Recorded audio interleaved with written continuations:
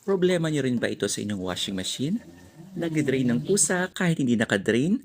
Buksan niyo lang ang likod ng inyong washing machine at buksan itong aking hahawakan. Sa pag-open, counterclockwise lang. Papalitan natin ang rubber at ang spring. Pero kung okay naman ang spring, kahit hindi mo napalitan, kahit ang rubber na lang.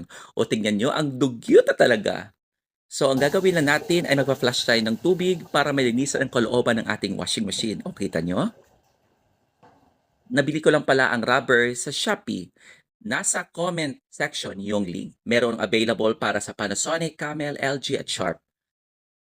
So, gagawin nyo lang, ilalagay nyo lang ang rubber at saka ang spring at ibabalik nyo lang ito at tatakpan clockwise. O, di ba? Ganun lang kasimple.